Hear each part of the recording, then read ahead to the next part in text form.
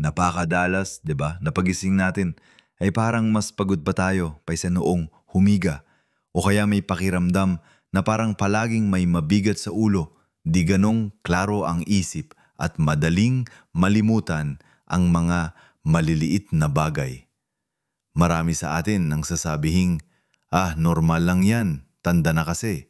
Pero paano kung sabihin ko sa inyo na hindi pala ito simpleng katandaan lang? Paano kung mayroon palang mga bagay sa mismong silid tulugan natin, ang lugar na dapat ay kanlungan ng kapayapaan at pagpapahinga, na tahimik na nagpapalabas ng enerhiyang hindi natin nakikita at unti-unting sumisira sa ating kalusugan, lalo na sa atin na nasa edad 60 pataas. Parang isang hindi nakikitang kalaban na nakihisama sa atin gabi-gabi, unti-unting nagdudulot ng pagkapagod, pananakit at pagbaba ng resistensya. Ang sakit isipin, di ba? Na ang ating pahingahan na akala natin ay ligtas ay mayroon palang itinatagong panganib. Sa video na ito, tatalakayin natin ang 5 karaniwang bagay sa ating kwarto na maaaring dahilan ng ating nararamdaman. At ang pinakamahalaga kung paano natin ito maiwasan upang mas masarap ang tulog, mas maganda ang pakiramdam, at mas matalas ang isip. Panoorin ninyo hanggang sa huli dahil meron akong ibubunyag na siguradong ikagugulat ninyo at maaaring magpabago ng inyong pananaw sa pagpapahinga.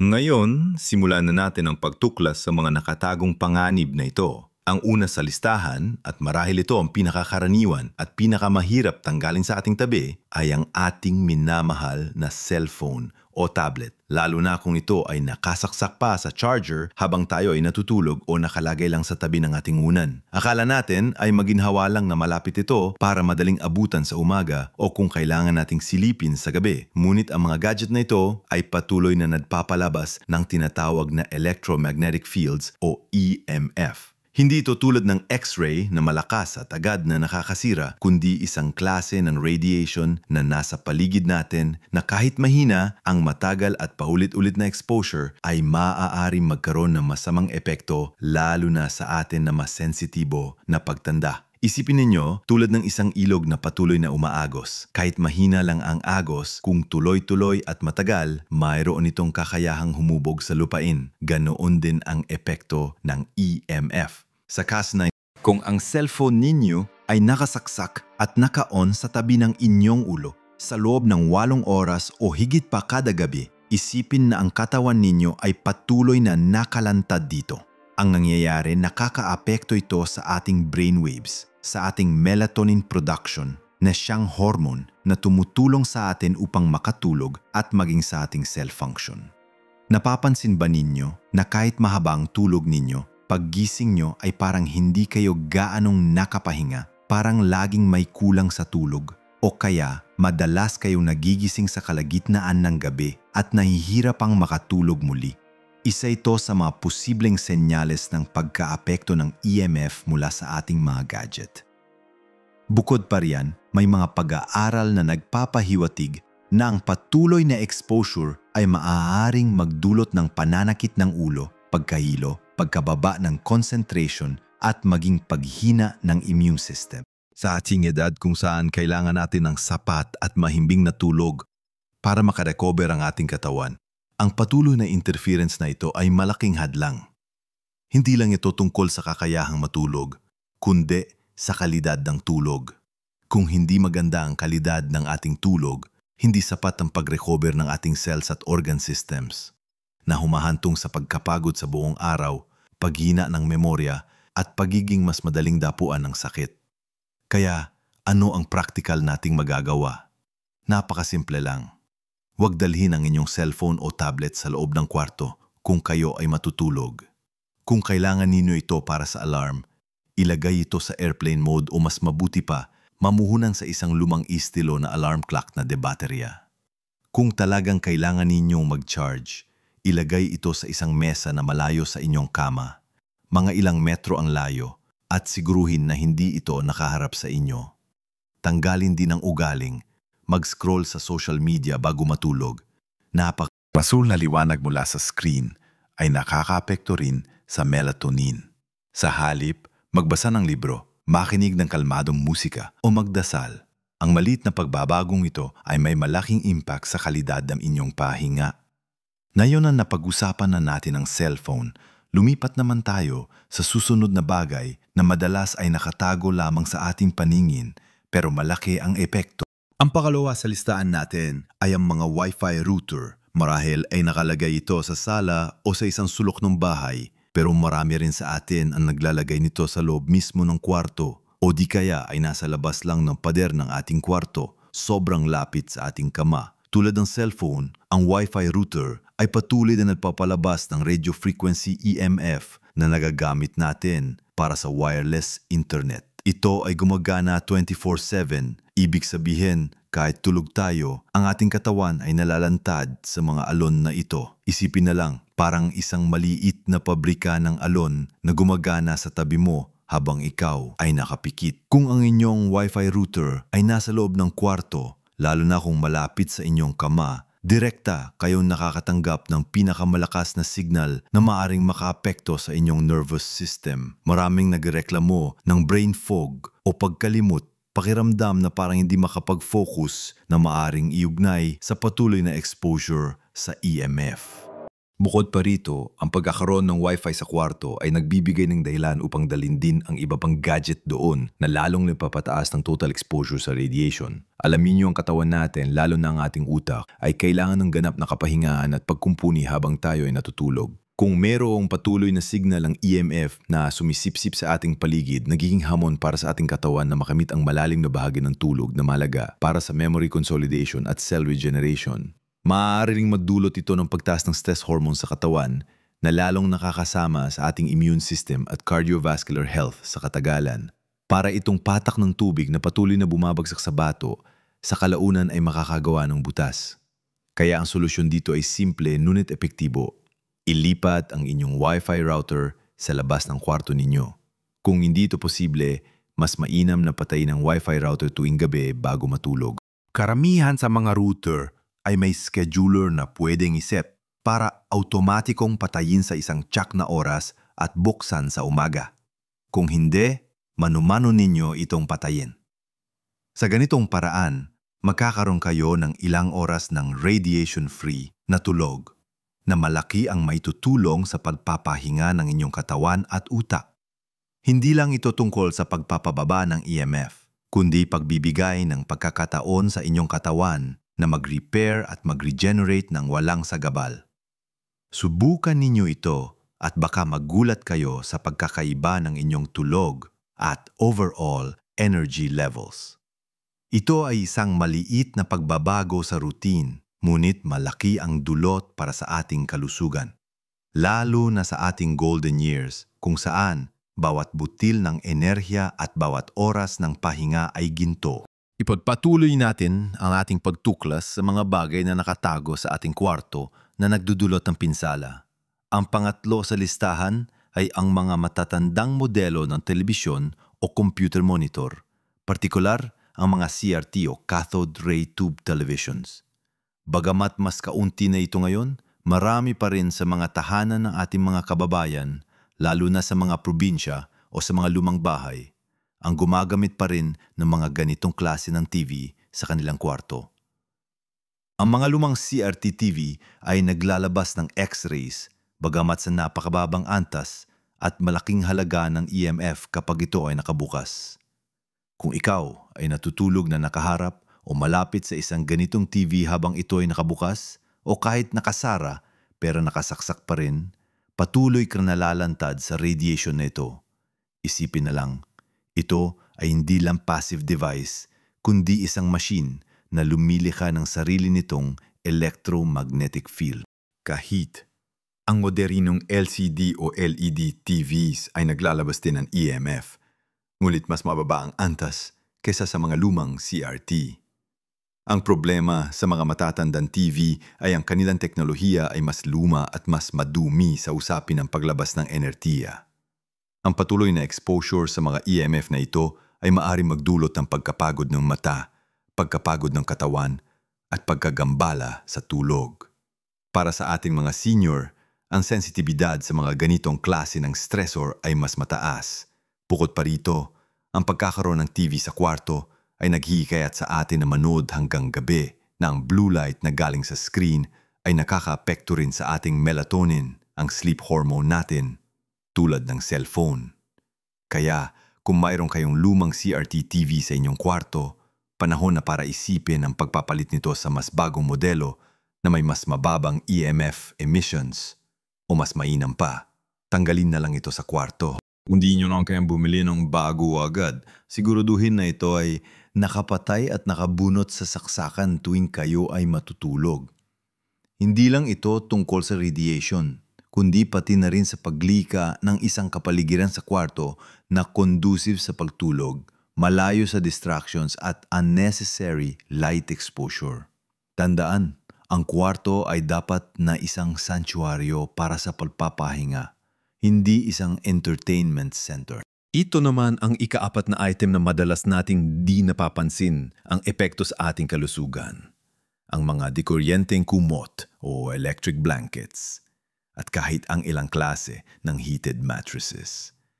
Bagamat hindi ito kasing common sa Pilipinas dahil sa ating mainit na klima, mayroon pa ring mga gumagamit nito, lalo na sa mga malamig na lugar sa bansa o para sa mga may rayuma at giniginaw. Ang electric blanket ay ginawa upang magbigay ng init sa pamamagitan ng mga kable na may kuryente sa loob ng tela.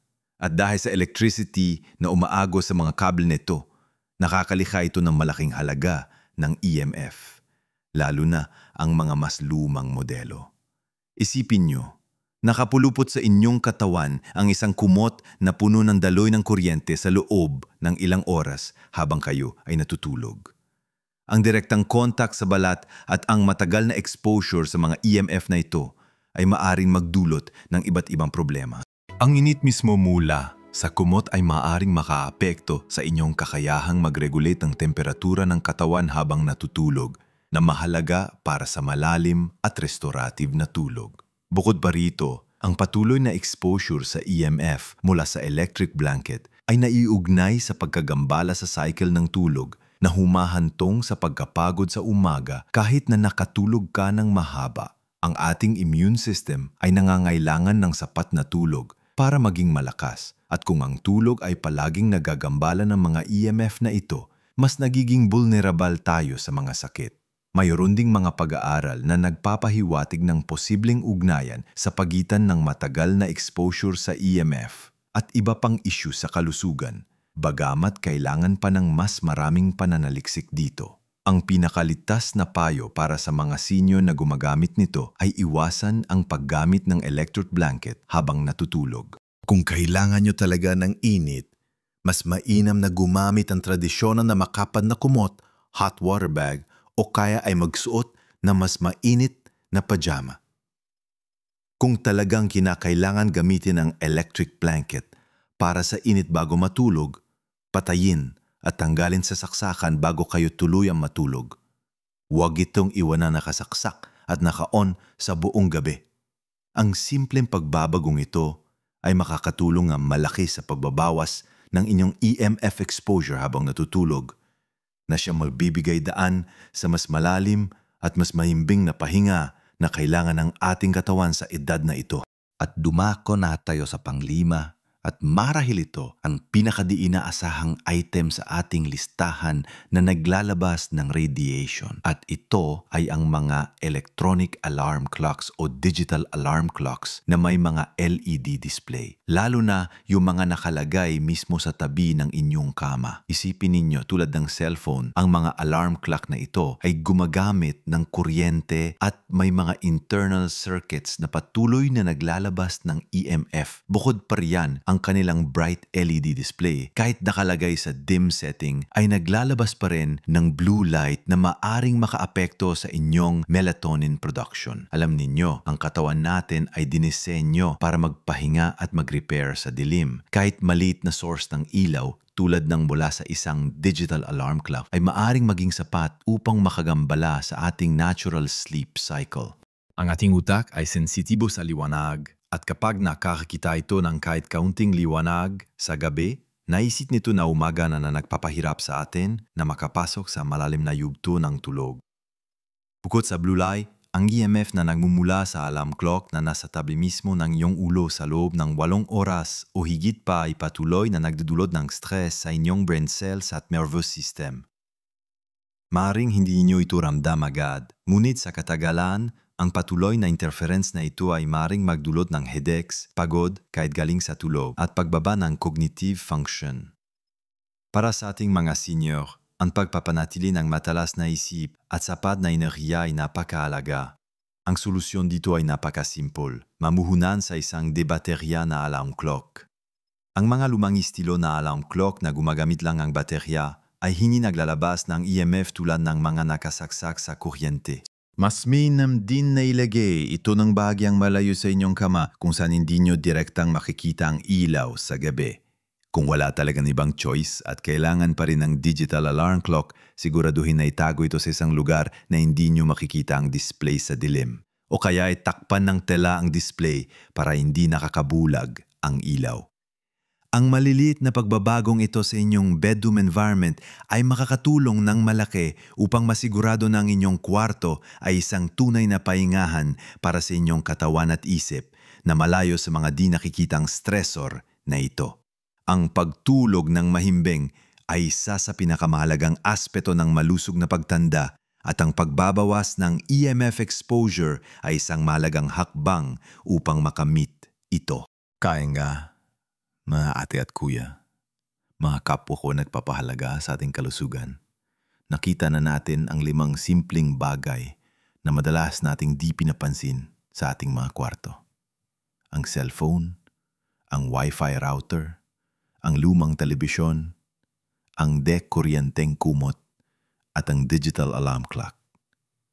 Ang mga ito ay tila inosente, pero may kakayahang tahimik na maglabas ng enerhiya na sa katagalan ay nakakaapekto sa ating pahinga, sa ating utak, sa ating resistensya, at sa ating pangkalahatang pakiramdam. Hindi ibig sabihin nito ay kailangan nating maging paranoid, kundi maging mapagmatyag at proactive sa pag-aalaga sa ating sarili. Tandaan, ang katawan natin ay tulad ng isang templo na kailangan nating alagaan, at ang kwarto natin ang sanctuaryo kung saan ito nagpapagaling. Ang bawat maliit na desisyon na ating gagawin upang bawasan ang exposure sa mga di kanais-nais na enerhiya na ito ay malaking pakinabang para sa ating kalusugan at kapakanan. Hindi pa huli ang lahat para gumawa ng pagbabago. Magsimula sa 1 o 2 sa mga payo na ibinahagi natin. Kung hindi nyo kayang tanggalin ang cellphone sa kwarto, subukan muna ang airplane mode. Kung hindi kayang patayin ang wifi sa gabi, ilipat muna ito sa malayong lugar. Bawat hakbang, gaano man kaliit, ay isang hakbang tungo sa mas masarap na tulog, mas matalas na isip at mas masiglang pamumuhay. Ang pinakamahalaga ay ang pagiging alisto at paggawa ng mga desisyon na magpapabuti sa ating kalidad ng buhay. Ang pagtanda ay hindi nanganghulugan ng pagkawala ng sigla o pagiging madalas na masakit. Sa halip, ito ay isang pagkakataon upang mas pagtuunan ng pansin ng ating sarili at gawin ang mga kinakailangang pagbabago upang mas ma-enjoy ang bawat sandali. Ang kapayapaan sa loob ng ating kwarto ay mahalaga para sa ating pangkalahatang kalusugan. Isipin nyo, pagkatapos ng mahabang araw, ang ating katawan ay kailangan ng tunay na pahinga upang makabawi at makapaghanda para sa kinabukasan. At kung ang pahingahan na ito ay puno ng mga di nakikitang stressor, paano tayo makakapag-charge ng buo? Kaya hinihikayat ko kayo, tingnan ang inyong mga kwarto ngayong gabi. Suriin ang mga nasa paligid ng inyong kama. Maaring doon nagsisimula ang ilang mga problema na inyong nararamdaman. Ang paggawa ng desisyon na maging mas maingat sa mga bagay na nakapaligid sa atin habang tayo ay natutulog ay isang malaking investment sa ating hinaharap. Hindi lang ito tungkol sa pagpapahaba ng buhay, kundi sa pagpapaganda ng kalidad nito. Sana ay marami kayong natutunan sa araw na ito. Kung meron kayong mga katanungan o sariling karanasan na gustong ibahagi tungkol sa mga usaping ito, huwag mag-atubiling mag-iwan ng komento sa ibaba. Gusto naming marinig ang inyong mga saloobin at matuto mula sa inyong mga karanasan. Kung nagustuhan ninyo ang video na ito at nahanap ninyo itong makabuluhan, paki-like naman at i-share sa inyong mga kaibigan at pamilya, lalo na sa ating mga kasama sa Golden Age. At huwag kalimutang mag-subscribe sa aming channel para sa mas marami pang mga helpful tips at impormasyon na makakatulong sa inyo na magkaroon ng mas masaya at mas malusog na buhay. Alagaan ninyo ang inyong sarili dahil kayo ang pinakamahalagang yaman. Live your best life at every age.